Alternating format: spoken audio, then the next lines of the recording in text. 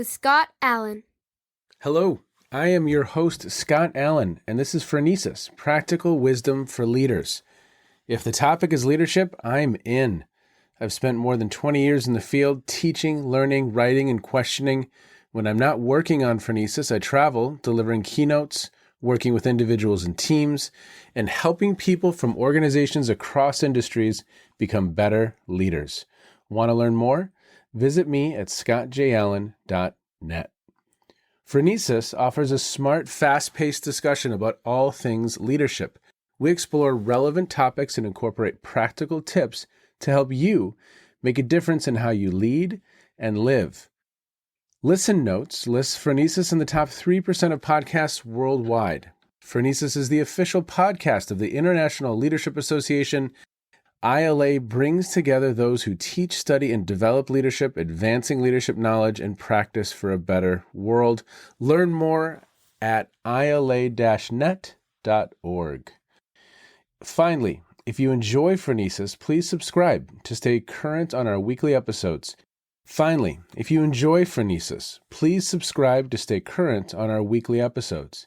If you find an episode that resonates, please share it with your colleagues and friends. And if you want more content, subscribe to my newsletter, The Leader's Edge. The link is in the show notes.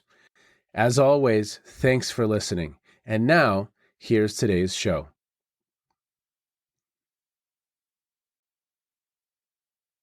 Okay, everybody, welcome to Phronesis. Thank you for checking in wherever you are in the world. Today, I have Dr. Suze Wilson, and she is a senior lecturer in the School of Management at the University of Massey. She's passionate about all things leadership, along with an abiding interest in how we can make organizations both effective for external stakeholders and enjoyable places to work for employees. Her doctoral research examined why and how it became normalized in recent decades to equate leadership with these grandiose expectations of transformation and vision, charisma. She argues that these ideas, when examined closely, actually create undesirable pressures on leaders, grant them excessive powers, and rely on the problematic assumption that followers are inherently inadequate. She's interested in theorizing and practicing leadership in ways that are more inclusive and humble.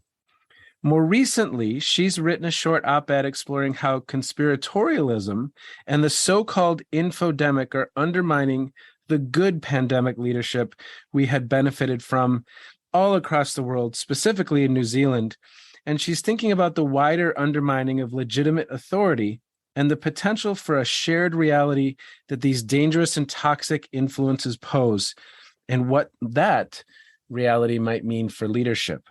She has published in the world's best journals, Organization Dynamics, Leadership. And Suze, what gaps do we need to fill in? First of all, welcome. Thank you for being here. But what else do listeners need to know about you? Oh, thanks, Scott. I think it's great to be here. Long-time listener, first-time caller, right?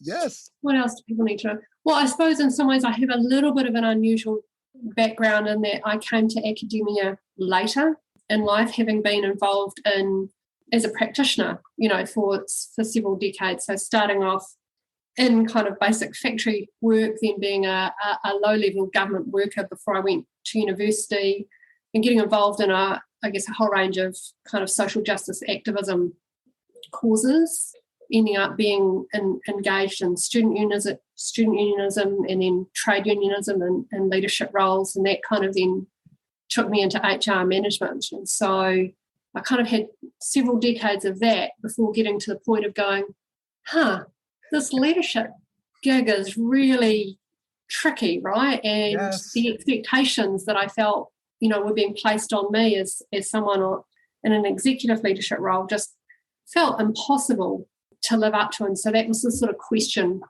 I took into my doctoral research: is why are we thinking about leadership in this way? It doesn't seem viable. Yeah. Lofty, huge, grandiose. I love that in your bio, the grandiose expectations of what it means to be an effective leader. And your doctoral work won awards from the International Leadership Association, correct? Yeah, that was a pretty exciting day. So I won the Javelin Award in 2014, and also was a joint winner of the Best Critical Management Studies doctoral thesis award that same year through the Academy of Management. So, yeah, the ILA award got me a free trip to the San Diego conference, which was pretty exciting. Well, let's jump into this topic at hand. I mean, I think we talk and write extensively about leaders and followers, but rarely do we focus on context and how it's shaping leadership. So what's been on your radar in recent times as it relates to context? What contextual factors are impacting leaders and leadership? I mean, I know that you have this interest in disinformation and how that's impacting, and you've written an op-ed recently on the topic. Let's jump into that. So, I mean, I've been pretty focused on thinking about leadership in the context of crisis for the last couple of years of, the pandemic, and feeling that what we were seeing here in New Zealand was a pretty good example of effective crisis leadership compared to what we were seeing in many other countries. But more recently, seeing that really being undermined in many ways as more and more New Zealanders have been influenced by conspiratorial worldviews. And of course, we're not alone in that regard.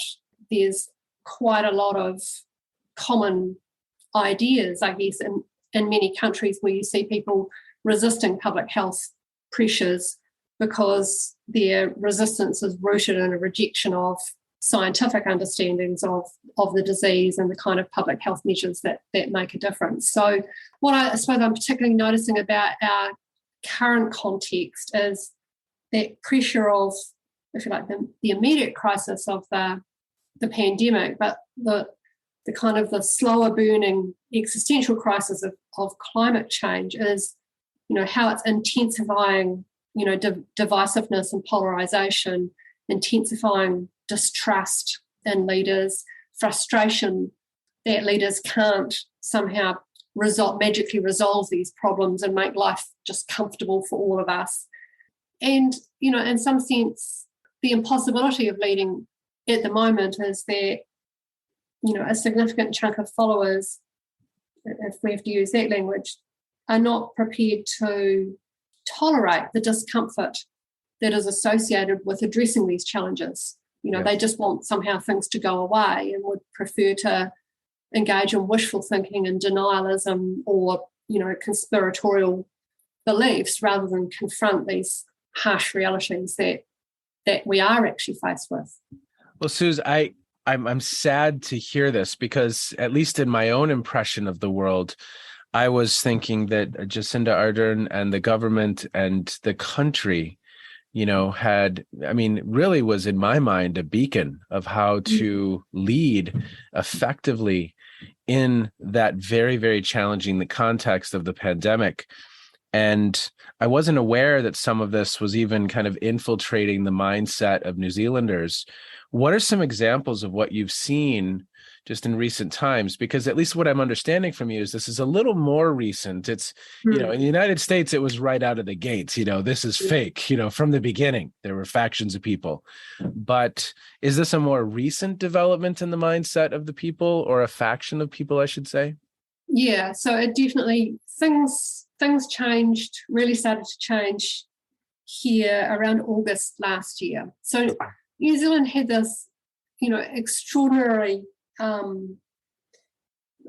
privileged position for much of the pandemic. Like most countries, the outbreak started here early 2020, but by leveraging our kind of natural advantage of being an island state, but actually being prepared to make a bold decision and close our borders, the government was able to suppress that initial outbreak, and basically we had months and months throughout 2020 with zero COVID in the community.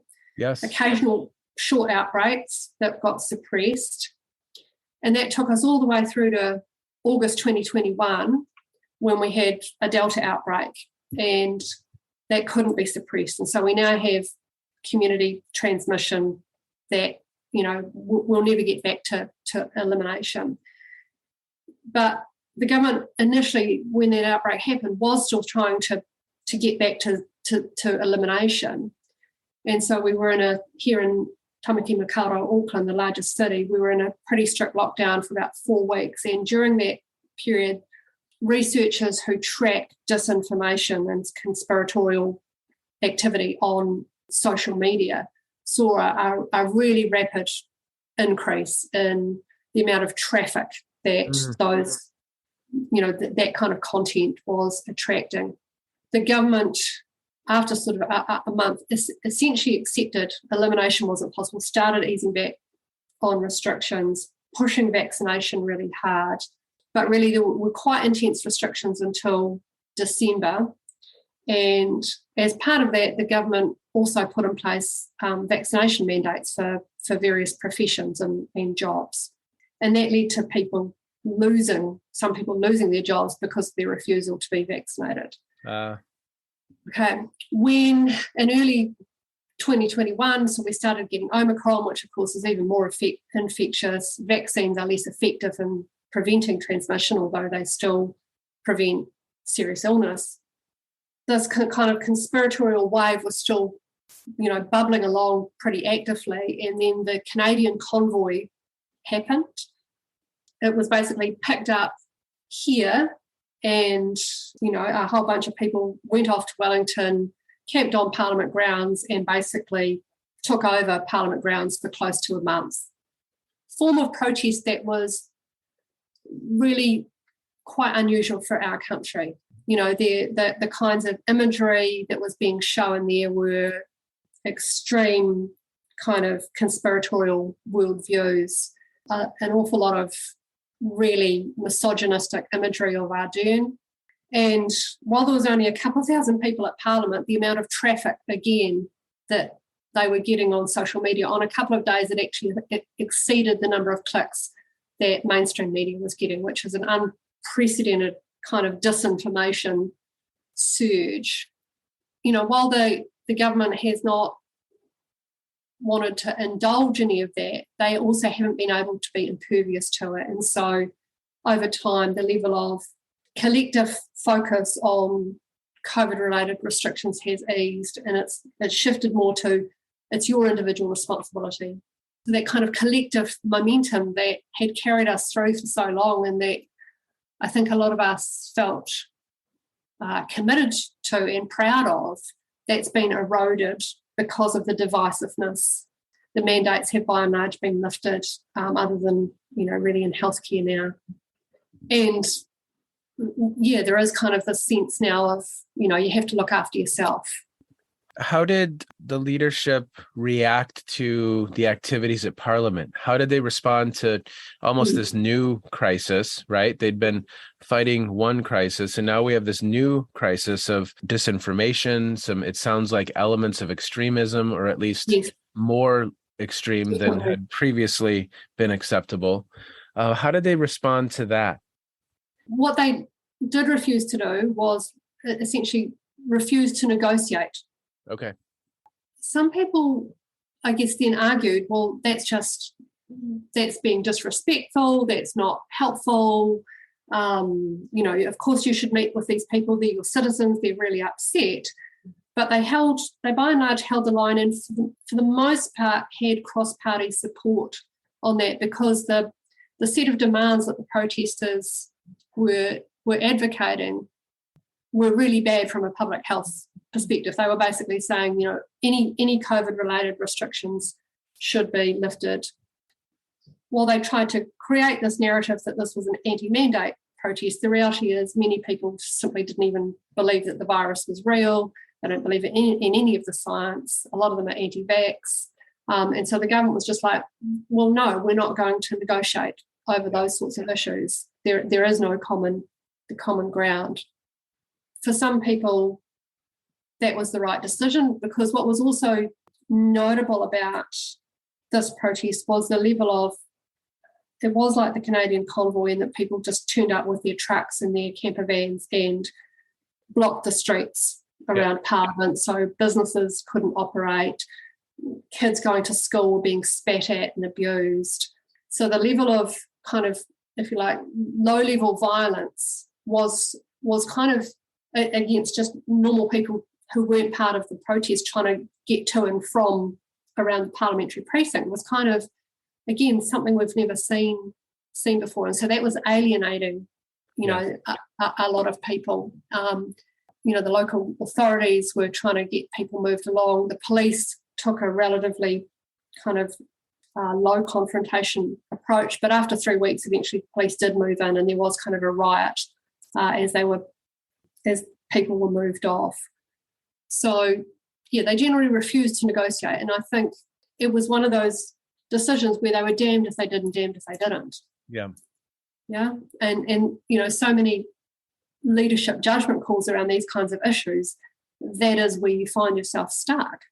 But, I think my own view is to give in and indulge this kind of stuff, just gives it license. And, we need to try and push back against it, not foster it. But we also do need to understand why have people become so alienated that they're so distrustful of any kind of authority figure. I mean, that's tearing at our chances of any kind of society. It's a kind of a Hobbesian world we end up in if we don't keep challenging and trying to find ways to bridge those connections. I just think in the context it was the right call for Parliament not to be meeting with the people. But it's such an interesting question,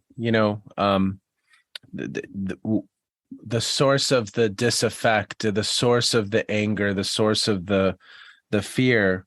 I think social media plays a role in that, and that you have these individuals that are ripe for the message, yes. and then that influences their behavior to that degree, right? Of course, we saw that in the United States on January 6th, and it's what's the word I'm looking for? It's jarring. Certain factions of people, their lived reality is that they feel this way. There's something there, right? Yes. Interesting. I mean, I suppose if I had been trained as a scholar in conspiratorialism, I would understand these things more deeply, whereas I'm coming to it late because it's now so much part of the leadership context. That's what's got me interested in it. But, at one point, some of the protesters at Parliament, they literally had pulled together tin foil and put it on their head because they believed that somehow the government was zapping them with some kind of invisible, X-rays or something like that, that there was radiation in the concrete blocks that were being used to try and block traffic. I mean, it was just like you would watch the stuff and your jaw just drops. And it's just like, what planet are these people on? But they're absolutely, you can see from their conduct, they're absolutely caught up in this completely bizarre reality that to them is their reality. One of the kind of things that's going on as part of this kind of broader conspiratorial thing is a conspiracy theory which has come, thank you, from the US, called the kind of sovereign citizens movement, who they basically do believe that authorities have no legitimate authority. And, so these people are advocating that if you say to a police officer 3 times, I do not consent, that means they have no legal authority to arrest you, even if you're breaking the law. Wow. There's people, posting images suggesting that, Ardern is actually a man, or that she's actually a lizard person from another planet. And it's all so crazy, but people are, that they are acting on the basis of these beliefs. And, I try to imagine what it must be like to see the world through that lens and how terrified they must be. Really, I mean, they think the government is trying to poison us and kill us all. It must be terrifying. At least some of them must be sincere in their belief that they are trying to, wake the rest of us up to understand what's at stake. Somehow leadership has a role to play in trying to bring people back into some sense of shared reality, because, one of the things that's really struck me, the more I've explored this stuff and then contrasted it with kind of what I know about leadership, is so many of our leadership theories are built on this fundamental assumption that there is such a thing as legitimate authority that people will accept in a relatively unquestioning manner. and more people are not willing to buy into that.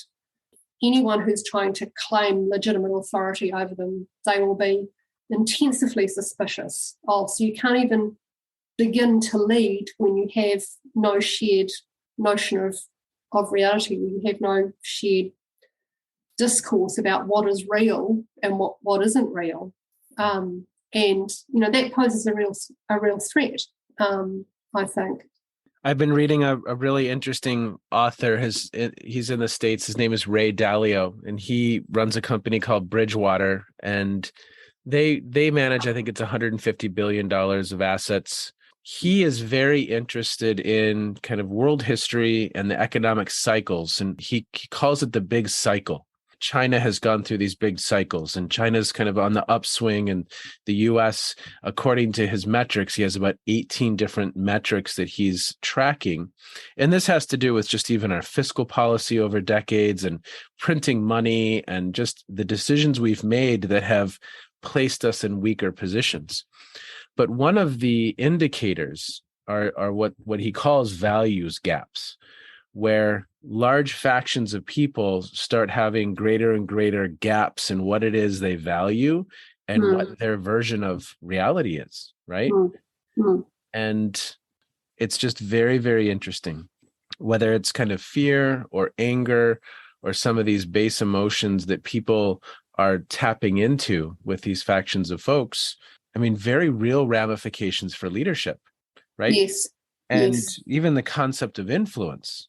Because now a video from Canada will influence a faction of people in New Zealand and all of a sudden, or the United States or wherever else in the world, and that legitimate authority is undermined. Yes. Conspiracy thinking has been around for centuries. We know that. I mean, it's associated with, pogroms against, persecution of Jews in Europe for centuries. The Salem witch trials, so conspiratorialism is not new. What's different is the way conspiracy theories can spread so rapidly around the globe and be picked up and given local expression,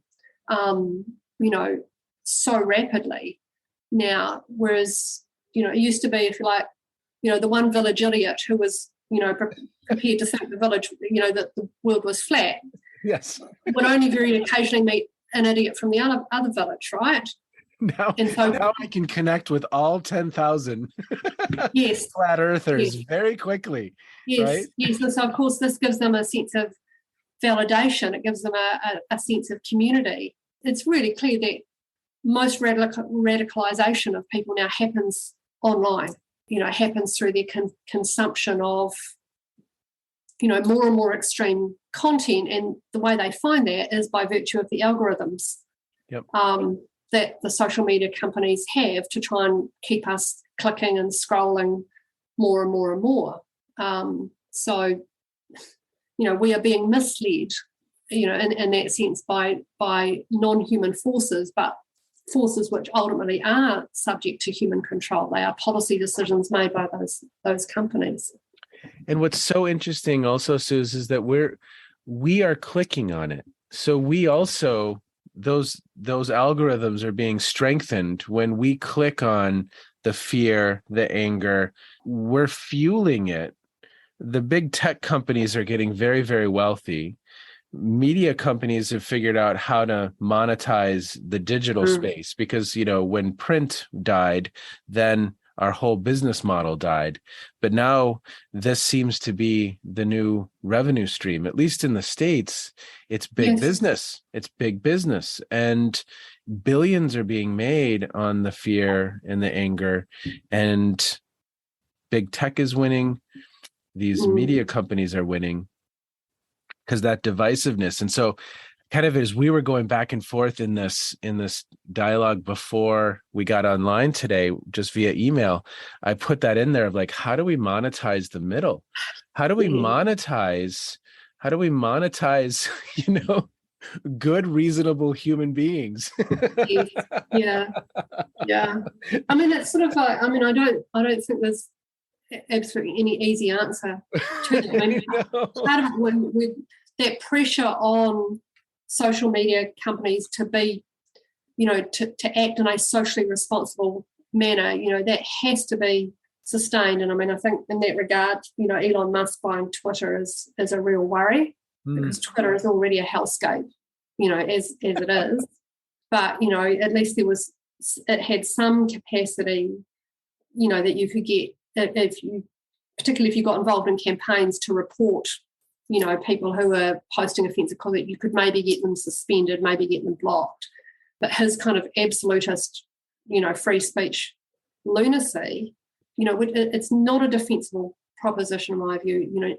Never in society have people had an absolute right to say anything, to anyone. I cannot walk down the street and just shout abuse at people and expect to get away with that. And that's what he's saying should be permitted online. No society has ever allowed that. So that, there does need to be policies against that. But I think, we also have to, there's a lot that can be done to try and, I'm thinking here of Kahneman's thinking fast and slow, to be mindful of when we're thinking fast, and to try and get out of that system and to be more reflexive and to not hit send, with that angry tweet, to come back with something more reasoned, in the hope that will kind of foster dialogue rather than division, but also, to know when someone is just cynically trying to get in your timeline and to fuel outrage and to block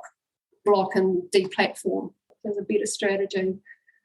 The other thing is, I think we just have to kind of not lose sight of, ancient wisdom that comes down from, in multiple traditions about the importance of prudence, of acting in a judicious and thoughtful manner, of not being selfish, of considering the consequences of your actions. All of those kind of wisdom traditions are all really pro-social in what they ask of us, and that they ask that we not indulge our worst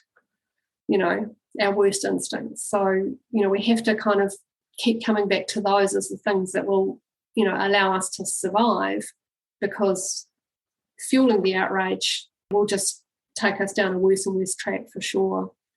The risk is that the more and more that happens, the more and more people then look to authoritarian style of leadership as the solution to just kind of quash it all. Yep. And then we do lose important freedoms and liberties. I'm quite sure that in some sense China and Russia don't have these same kinds of problems, but that's because they're authoritarian states. And I don't see that as a solution to the problems that we have here in liberal democracies of an environment where increasingly anything goes, even if it's mad as batshit, right? So I'm not advocating for the strong arm approach to leadership either. Find a difficult middle ground. Yes. I mean, it's a very, very interesting puzzle. How do you lead in this context? And I actually, in some ways, very much respect New Zealand, how the government dealt with that relatively very small faction of people. If it was a couple thousand, I understand that there were probably more who weren't there and more who have that mindset. But yes, as soon as we lose a sense of what our shared values are, or what right and wrong is, or what truth is, and again, I understand the arguments of different lived realities, and that's a very interesting conversation. But there are some truths. I can't look at the police officer and say, I do not consent. I do not consent. That can't be. No, it can't be. We don't, in some sense, unless you want to go out and live in the bush and be a complete hermit. Yeah. We all of us have to accept certain limitations in order to be in society. Yep. We can't have things all our own way. I can't choose to drive down the wrong side of the road just because I feel like it and I want to say, well, that's my expression of my individuality. It's like, no. Yeah. Well, one interesting observation, at least in the United States, that I had over the course of the last couple of years, the last 2 years, what's really interesting, at least, and I'd love to get your opinion on this. A good friend of mine is in public health. A good friend of mine is in a very, very, very successful a very well-known and well-respected public health institution in the United States. And I said to him, look, it feels like you all are losing command of the narrative. And he said to me, he said, look, we are scientists. We report the data and the data speaks and decisions are made, but we've never had to really think about commanding the narrative, or we've never had to think about influencing large factions of people, at least in recent times, right?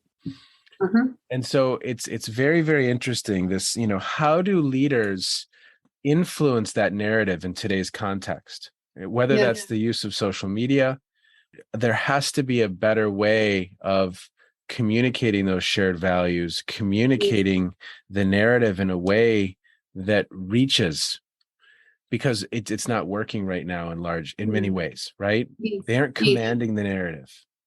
Yes. A couple of thoughts there is, firstly, we can't think of it as a pyramid process, right? It's a much more distributed thing, because we listen to those we trust.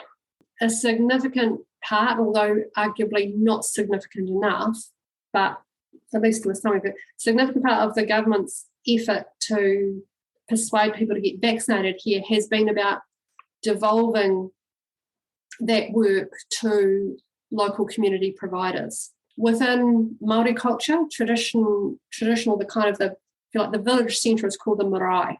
Mm-hmm. That's where the meeting house is. That's where all important meetings of the community happen. Traditionally, there'd also be houses and people would live on the marae.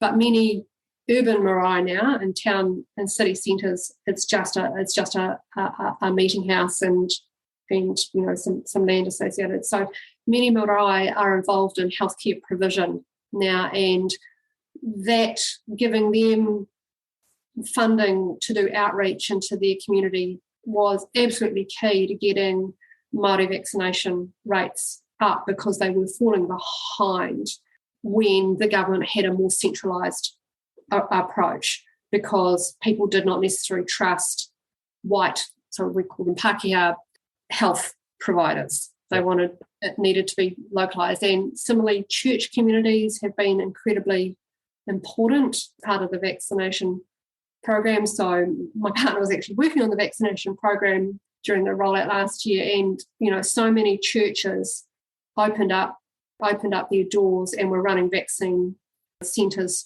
through them to bring in members of the congregation, because the fact that the local pastor says, here I am, watch me get vaccinated, I'm okay, come in, bringing the rest of the congregation into the process. So we have to understand, if we're trying to shift something at a large scale, we have to distribute that effort. We have to give as much power and authority and knowledge and support as possible to people who are operating at a collective level, because we believe those we trust. Yes. Oh, that's so well said. That's such a interesting tactic. I'm sure elements have existed of that existed in my community. I'm not aware of it. So for me, it's a new idea. It's a new way of thinking about, oh, okay. Yeah, that makes perfect sense. I mean, it probably occurred in the United States that vaccination centers were in places of worship. I just hadn't heard that, right? But it makes perfect sense. It makes perfect sense. Can you think of other ways of thinking about how you influence individuals? I mean, I love that idea. So New Zealand has done pretty well with its vaccination uptake. So we've got over 90% of adults double dosed, about 70. So the main vaccine here is the Pfizer, and so we're about, I think, 70% triple dosed, which is what you got Omicron. The under 11 rollout is still happening. We're about halfway there for first dose, so that's a bit slower. So to try and build support for that, there's been a lot of emphasis on, obviously this helping people to understand the science of it, but trying to have those messages again conveyed by people who were trusted. So I know, for example, of a Māori doctor who ran a whole program of visits into prisons to speak to Māori prisoners, because we know prisons generally are very high-risk environments, and people who are incarcerated generally don't trust authority figures, right? So it had to be someone from a community that they felt they were members of. A lot of use of, if you like, kind of social media influencers, people in bands, people involved in platforming their support for vaccination. We had a kind of a national day of action at one point, a telethon. Do you know what a telethon is? I know a telethon. Are we defining it the same way, where I'm on the phone and I'm calling? And it's, kind of run for 24 hours on the TV, and, lots of local feeds and silly events and that sort of thing. So, we kind of had one of those days to, a day of kind of a vaccination national day. Yeah. Which was, I have to say, full of fascinatingly bad TV, because it's kind of like, it's an experiment in these wicked problems, this VUCA context that we exist in. We're running experiments to see how because 90%, did you say 90% were double vaxxed and 70 triple? That has to be leading the world. It's close to. Yeah. There are some countries that are better, but it's pretty good. Yep. So there was a lot of emphasis, I think, on providing information, but distributing who was conveying that messaging, allowing them to tailor those messages in a way that was suitable, and using vehicles, platforms, channels that were relevant. If I listen to anything on Spotify here, I'm still getting routinely ads because I don't have a Spotify account. Ads, depending on which artist I'm listening to, that the ads will be different because they're clearly targeted to what demographic they think is listening to that artist. And these are government paid for ads, but they're using people that people would trust to try and convey that message. So a lot of, and trying to build a sense of collective ownership and effort around it. And that's been really the big shift from sort of the last quarter of last year, as we were fighting the outbreak and trying to drive up vaccination rates, to where we are now, is a big shift from collective effort and collective responsibility to now, well, you've got the tools, here are the policies. And if you're in that last 10%, you have resources if you need them. Leaders have to be thinking so the examples you just shared, I think, absent of us thinking that way, then you're leaving it open to whatever other narratives are going to emerge and take over. And of course, then again, once those even hints of those other narratives emerge, the media latches on, we click, the algorithm elevates, these people make money. It becomes bigger in our own heads and becomes real in some cases.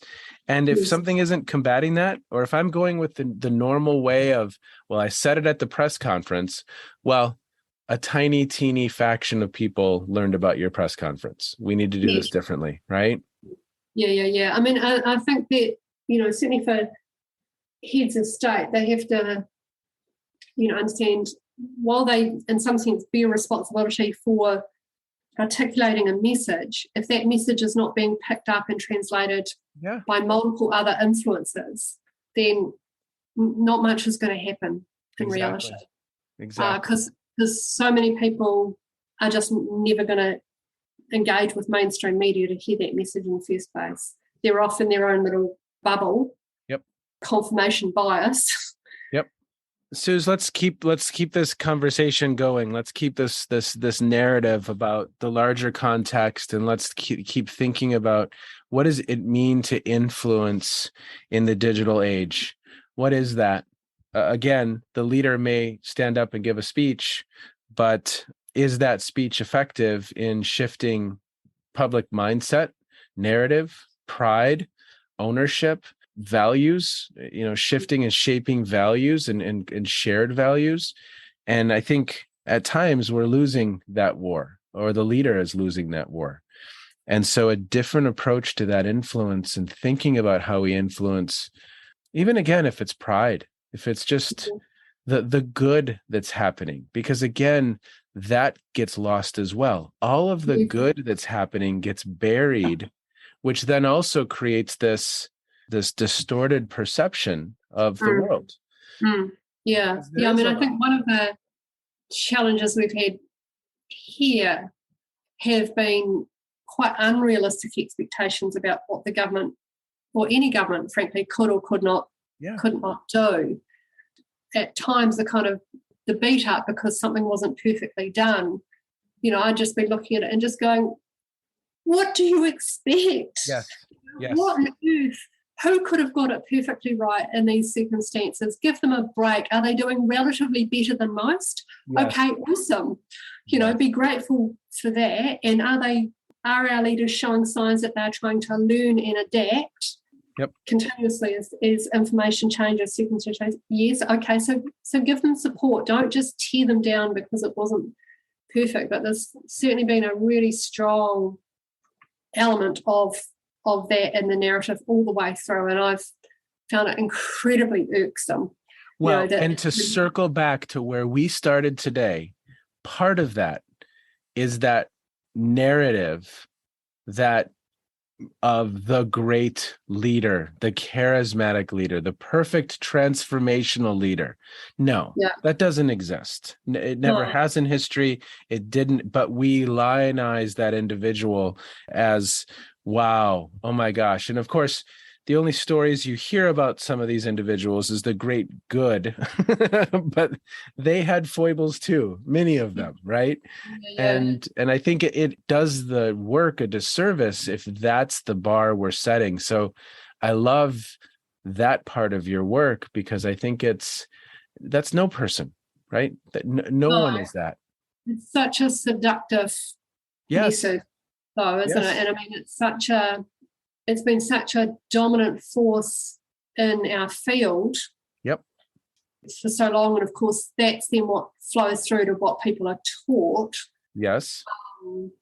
So we kind of feed the cycle of expecting perfection, all the while knowing that really it's impossible. I worry, at times that leadership educators are potentially setting their students up for actually a pretty significant degree of existential angst when they realise, oh my God, I'm not transformational. It's like, but I was working on the budget today and that seemed quite important. It's like, yes, those mundane things actually are quite important. Leadership isn't kind of all floating up here being visionary and highfalutin. There's a lot of just daily practical grind that happens in organisations that matters, and we shouldn't denigrate the value of that work, and nor should we indulge the fantasy that there's a few exceptional people who are going to save the rest of us from ourselves. So well said. Suze, real quick, because we need to wind down. What have you been listening to, reading, watching, streaming? What's caught your attention in recent times? So I have to say, I watch everything, anything I watch on TV, I always watch it through the lens of leadership. And so the last couple of months I've been binging on Succession. Ah, yes.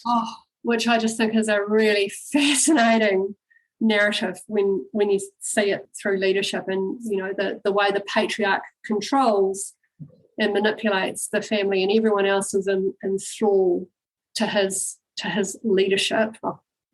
Putting air quotes around that now. So I think that's a great series to watch through the lens of leadership, to notice occasional moments when people try to do something positive, but mostly caught up in this toxic web, and how difficult it is to break free of that, because you're quite exposed at that point that you're trying to do something different. So that would be one thing. And I'm reading a lot about trying to understand conspiratorialism. And my jaw is dropping a lot. The more I read, the more I learn. So sadly, it's become not at the margins now. I think it's a significant issue that leadership scholars need to turn some attention to. Had a wonderful conversation with Joanne Chula, and she was talking about just kind of resentment and the emotion of resentment. And I think the challenge in the last couple of years is the challenge in the last couple of years. But for listeners, for scholars, for just interested individuals, there are a lot of dynamics right now that are ripe for exploration that we need to better understand. And I think there's an opportunity there for interested individuals to help us better understand some of these dynamics so that we can come up with ways to keep ourselves within the boundaries. Yeah. I mean, I think the more we connect, bring our leadership lens to significant issues, the more contribution we can make. I mean, I think, leadership scholars could be doing a lot more in helping the work around climate change, the kind of transition to a zero carbon economy. We've got ideas that we could bring to bring tailor-made advice to that kind of challenge. And there's lots of other issues that I think if we lean into that, if we work at that kind of transdisciplinary, cross-disciplinary nexus, rather than just kind of being purist and abstracted, we can add insights that could help people.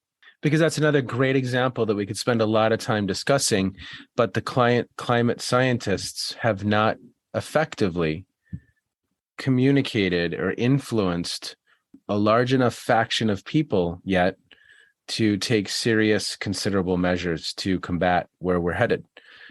And we could get into arguments about the nuances, but the reality is humans have had an impact on the planet in a number of ways, and the numbers are not going in good directions, as India is, or Pakistan is at record highs in temperature. What are we going to do to combat that, regardless of the source, so that we can live in a world that is inhabitable?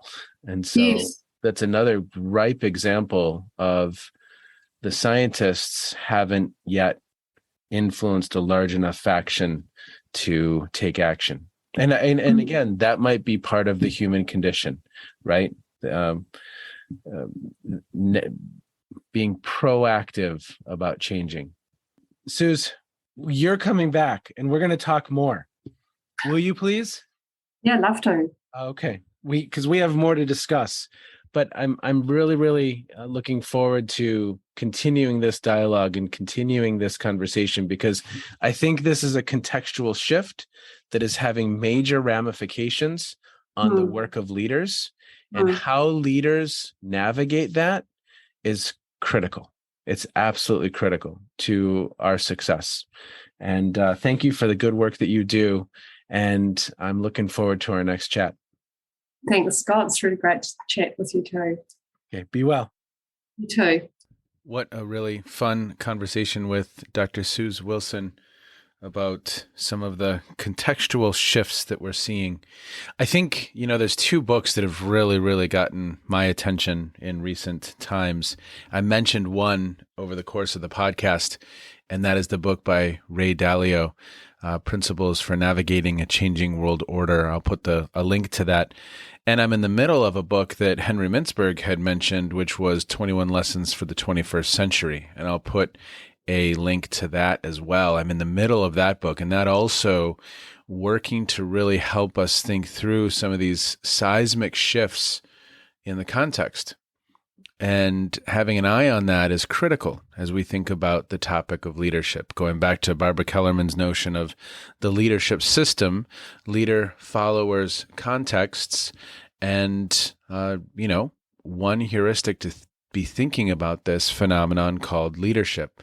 So, Dr. Suze Wilson, thank you so much for being with me. What a fun, interesting, challenging, gnarly conversation.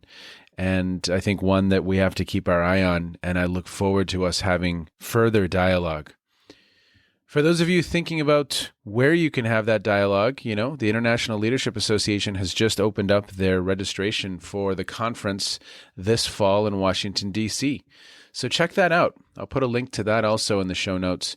It's a great opportunity to connect with people from around the world. I know I'll be there, probably sitting in the lobby, hanging out, connecting with friends that I haven't seen in 3 years. So it's going to be a blast. I can't wait. Everyone, take care. I hope you are well. As always, thank you so much for checking in. It means a lot. If you enjoy this podcast, share it with others. Always appreciate that as well. Bye-bye. You have just finished another episode of Practical Wisdom for Leaders with Scott Allen. To contact me, visit scottjallen.net or send me a note at scott@scottjallen.net. I'm also on LinkedIn, so let's connect. If you have feedback, I'd love to hear it. And as always, thank you so much for listening. And now here's my daughter, Emily, with the outro.